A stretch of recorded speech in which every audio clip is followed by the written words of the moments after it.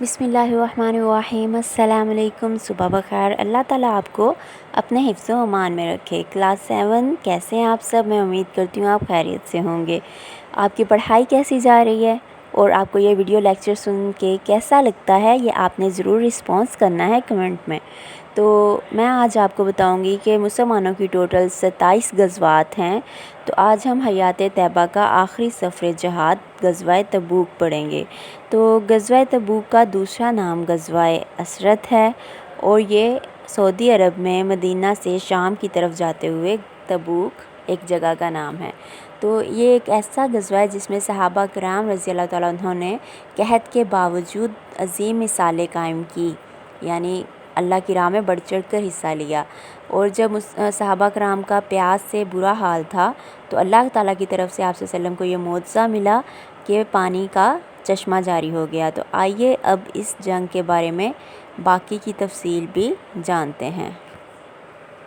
غزوہ تبوک غزوہ فتح مکہ حق و باطل کے درمیان ایک فیصلہ کن معرکہ تھا۔ اس معرکے کے بعد اہل عرب کے نزدیک رسول صلی اللہ علیہ وسلم کی رسالت میں کوئی شک باقی نہیں رہ گیا تھا، اسی لیے حالات کی رفتار یکسر بدل گئی اور لوگ اللہ کے دین میں فوج در فوج داخل ہو گئے۔ اس کا کچھ اندازہ ان تفصیلات سے لگ سکے گا جنہیں ہم وفود کے باب میں پیش کریں گے، اور کچھ اندازہ اس تعداد سے بھی لگایا جا سکتا ہے جو حجۃ الوداع میں حاضر ہوئی تھی۔ بہرحال اب اندرونی مشکلات کا خاتمہ ہو چکا تھا اور مسلمان شریعت الہی کی تعلیم عام کرنے اور اسلام کی دعوت پھیلانے کے لیے یکسو ہو گئے تھے۔ غزوے کا سبب، مگر اب ایک ایسی طاقت کا رخ مدینے کی طرف ہو چکا تھا جو کسی وجہ جواز کے بغیر مسلمانوں سے چھیڑ چھاڑ کر رہی تھی۔ یہ طاقت رومیوں کی تھی جو اس وقت روئے زمین پر سب سے بڑی فوجی قوت کی حیثیت رکھتی تھی۔ پہلے یہ بتایا جا چکا کہ اس چھیڑ چھاڑ کی ابتدا شرجیل بن عمرو غسانی کے ہاتھوں رسول صلی اللہ علیہ وسلم کے سفیر حضرت حارث بن عمیر ازدی رضی اللہ تعالیٰ عنہ کے قتل سے ہوئی، جبکہ وہ رسول کا پیغام لے کر بصرہ کے حکمران کے پاس تشریف لے گئے۔ یہ بھی بتایا جا چکا کہ نبی صلی اللہ علیہ وسلم نے اس کے بعد حضرت زید بن حارث رضی اللہ تعالیٰ عنہ کی سرکردگی میں ایک لشکر بھیجا جس نے رومیوں سے سرزمین موتا میں خوفناک ٹکر لی، مگر یہ لشکر ان متکبر ظالموں سے انتقام لینے میں کامیاب نہ ہو سکا۔ البتہ اس نے دور و نزدیک کے عرب باشندوں پر نہایت بہترین اثرات چھوڑے۔ قیصر روم ان اثرات کو اور ان کے نتیجے میں عرب قبائل کے اندر روم سے آزادی اور مسلمانوں کی ہم نوائی کے لیے پیدا ہونے والے جذبات کو نظر انداز نہیں کر سکتا تھا۔ اس کے لیے یہ یقیناً ایک خطرہ تھا جو قدم با قدم اس کی سرحد کی طرف بڑھ رہا تھا، اور عرب سے ملی ہوئی سرحد شام کے لیے چیلنج بنتا جا رہا تھا۔ اس لیے قیصر نے سوچا کہ مسلمانوں کی قوت کو ایک عظیم اور ناقابل شکست خطرے کی صورت اختیار کرنے سے پہل کچل دینا ضروری ہے، تاکہ روم سے متصل عرب علاقوں میں فتنے اور ہنگامے سر نہ اٹھا سکیں۔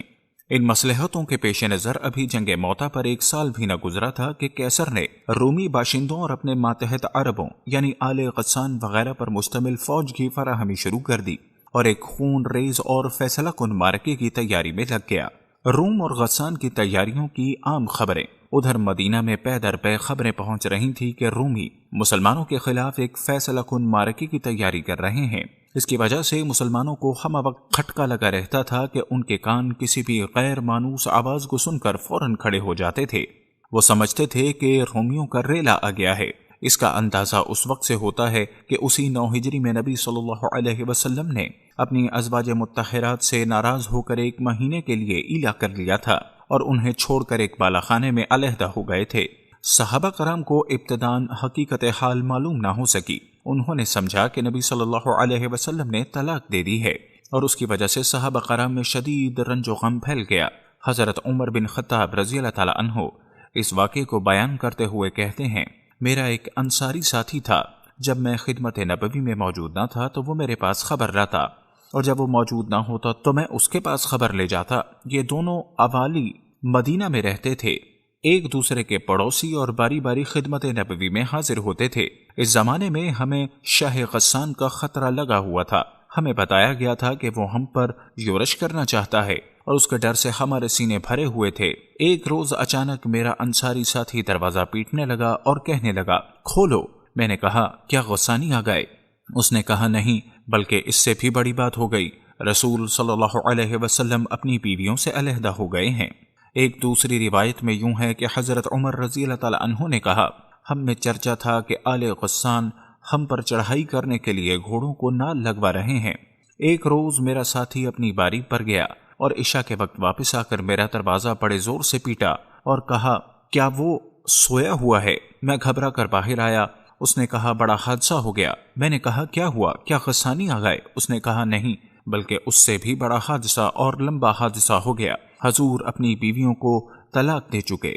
اس سے اس صورتحال کی سنگینی کا اندازہ لگایا جا سکتا ہے جو اس وقت رومیوں کی جانب سے مسلمانوں کو درپیش تھی۔ اس میں مزید اضافہ منافقین کی ان ریشہ دبانیوں سے ہوا جو انہوں نے رومیوں کی تیاری کی خبریں مدینہ پہنچنے کے بعد شروع کی۔ چنانچہ اس کے باوجود کہ یہ منافقین دیکھ چکے کہ نبی صلی اللہ علیہ وسلم ہر میدان میں کامیاب ہیں اور روئے زمین کی کسی طاقت سے نہیں ڈرتے، بلکہ جو رکاوٹیں آپ کی راہ میں حائل ہوتی ہیں وہ پاش پاش ہو جاتی ہیں، اس کے باوجود ان منافقین نے یہ امید باندھ لی کہ مسلمانوں کے خلاف انہوں نے اپنے سینے میں جو درینہ آرزو چھپا رکھی ہے اور جس گردش رواں کا وہ عرصے سے انتظار کر رہے ہیں، اب اس کی تکمیل کا وقت قریب آ گیا ہے۔ اپنے اسی تصور کی بنا پر انہوں نے ایک مسجد کی شکل میں جو مسجد زرار کے نام سے مشہور ہوئی، دسیسہ کاری اور سازش کا ایک بھٹ تیار کیا، جس کی بنیاد اہل ایمان کے درمیان تفرقہ اندازی اور اللہ اور اس کے رسول کے ساتھ کفر اور ان سے لڑنے والوں کے لیے گھات کی جگہ فراہم کرنے کے ناپاک مقصد پر رکھی، اور نبی صلی اللہ علیہ وسلم سے گزارش کی کہ آپ اس میں نماز پڑھا دیں۔ اس سے منافقین کا مقصد یہ تھا کہ وہ اہل ایمان کو فریب میں رکھیں اور انہیں پتہ نہ لگنے دیں کہ اس مسجد میں ان کے خلاف سازش اور دسیسہ کی کارروائیاں انجام دی جا رہی ہیں اور مسلمان اس مسجد میں آنے جانے والوں پر نظر نہ رکھیں۔ اس طرح یہ مسجد منافقین اور ان کے بیرونی راستوں کے لیے ایک پرامن گھونسلے کا کام دے، لیکن نبی صلی اللہ علیہ وسلم نے اس مسجد میں نماز کی ادائیگی کو جنگ سے واپسی تک کے لیے مؤخر کر دیا، کیونکہ آپ صلی اللہ علیہ وسلم تیاری میں مشغول تھے۔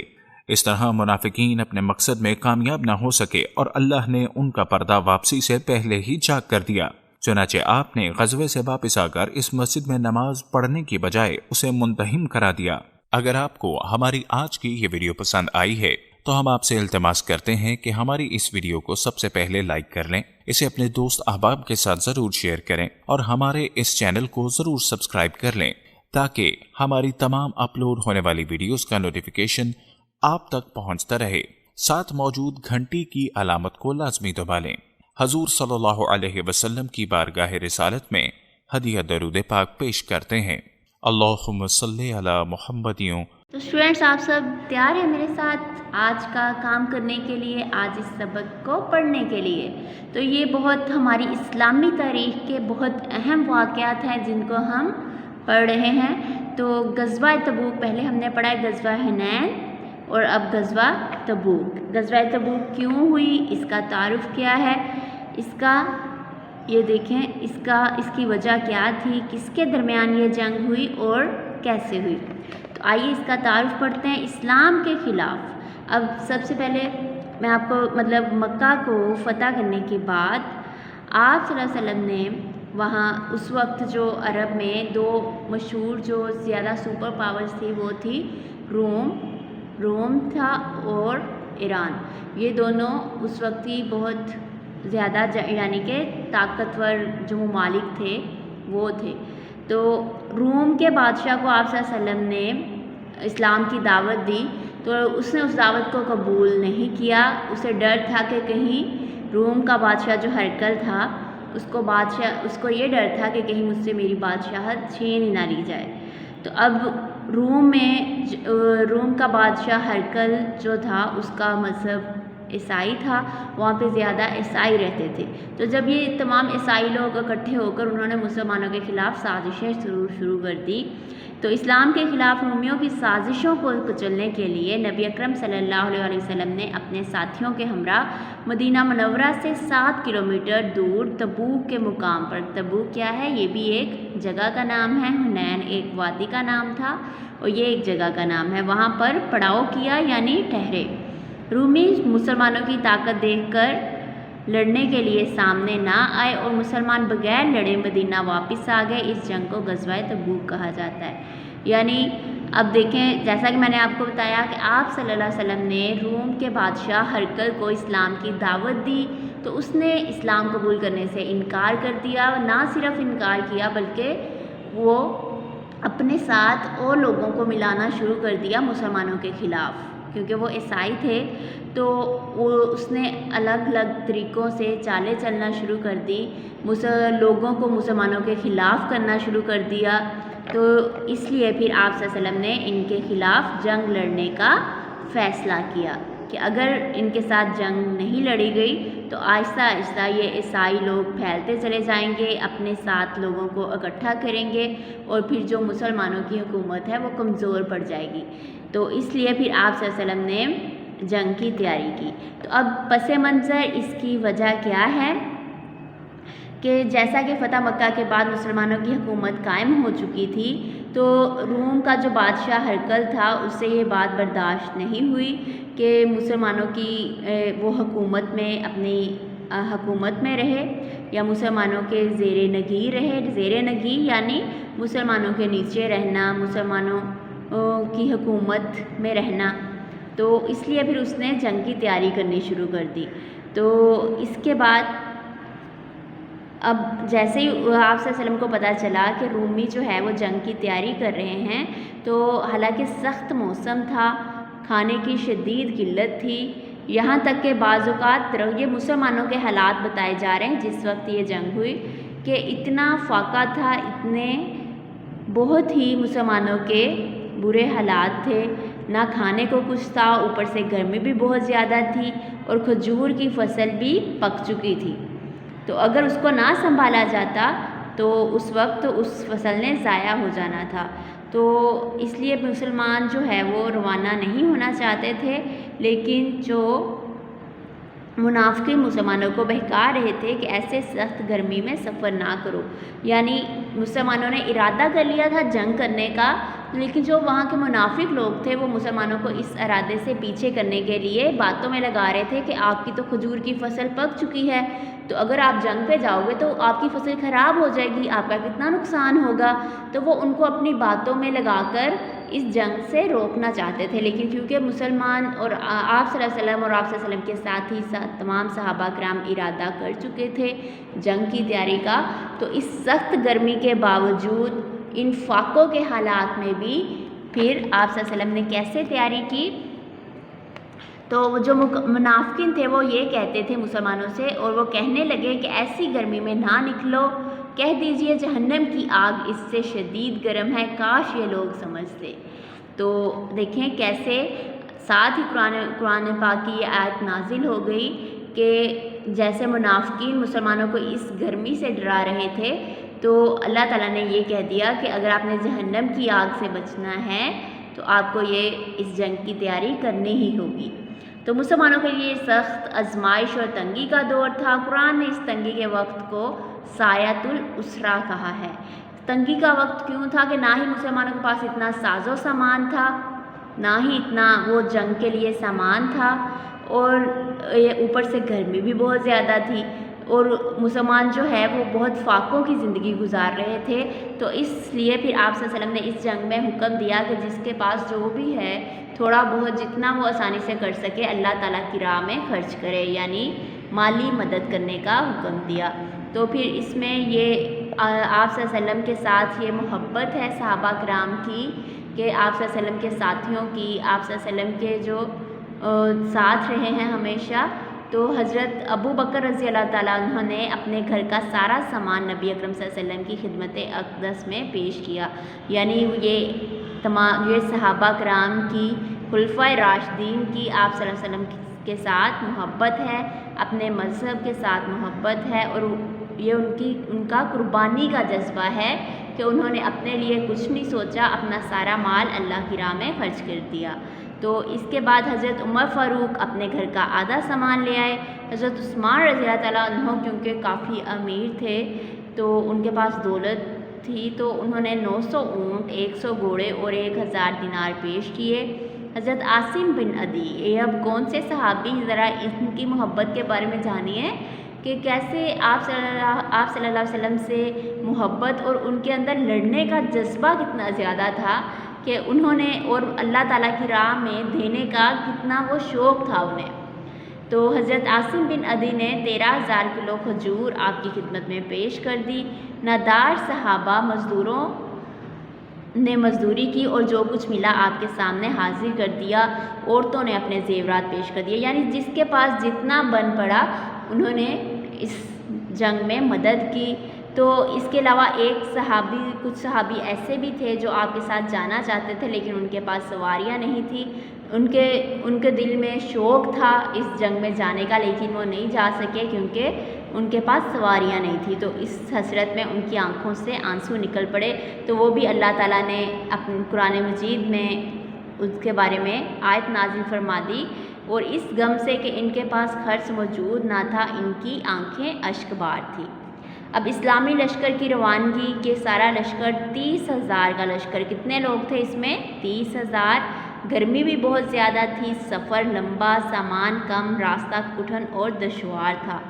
18 آدمیوں کے لیے ایک سواری تھی، یعنی جس پر سب باری باری سوار ہوتے تھے، یعنی یہ مسلمانوں کے لیے بہت ہی مشکل وقت تھا، لیکن اس مشکل ترین وقت میں بھی آپ نے ہمت نہ ہاری، اور اتنی گرمی میں بغیر دیکھیں ایک 18 آدمیوں کے لیے ایک سواری تھی اور اتنے میلوں سفر بھی کرنا تھا، تو زیادہ تر یہ لوگوں کا سفر پیدل کر گزرا۔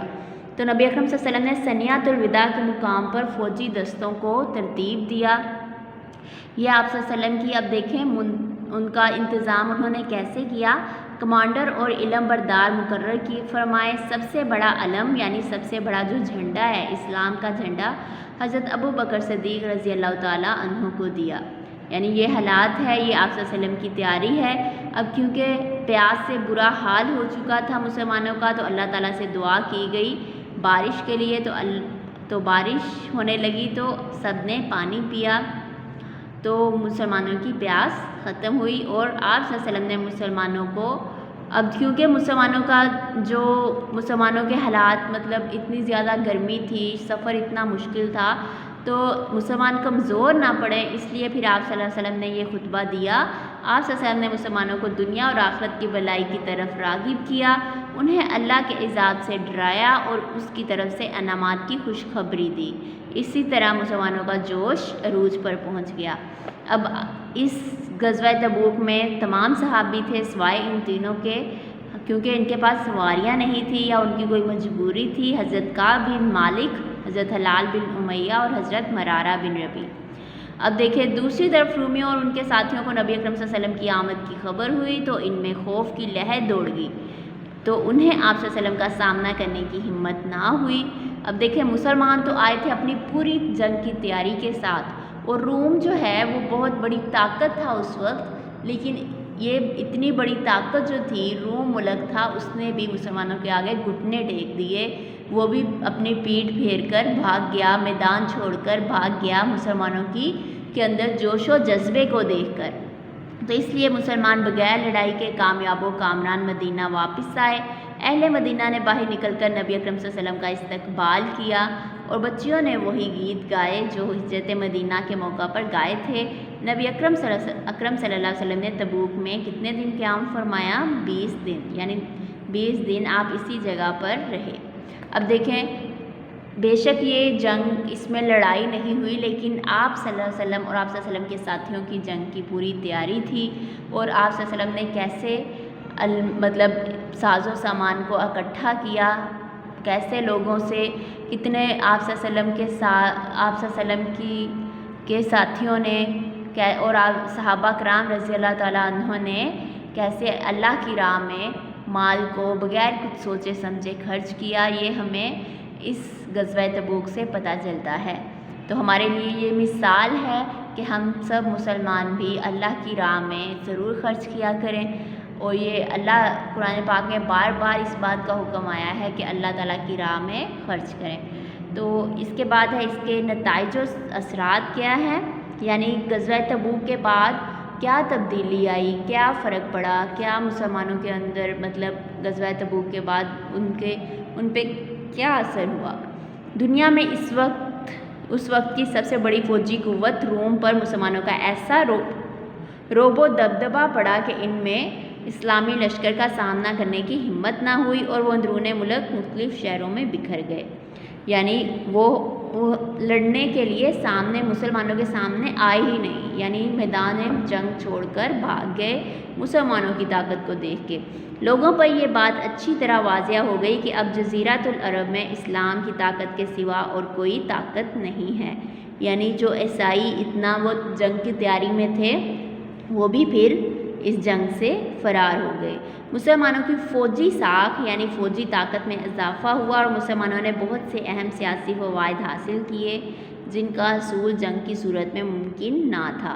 ईसाई कबाइल ने नबी अकरम सल्लल्लाहु अलैहि वसल्लम की खिदमत में हाजिर होकर जिज़िये की अदायगी कबूल की और सुलह का माहदा किया। यानी ईसाई कबाइल जो थे, अब अगर हम जो गैर मुस्लिम होता है जब वो दूसरे किसी जगह पर रहता है तो उसको जिज़िया अदा करना पड़ता है, यानी कुछ रकम अदा करनी पड़ती है। तो ईसाई जो रोम में रहने वाले ईसाई जो मुसलमानों के इतने ख़िलाफ़ थे, उन्होंने मुसलमानों के साथ सुलह कर ली।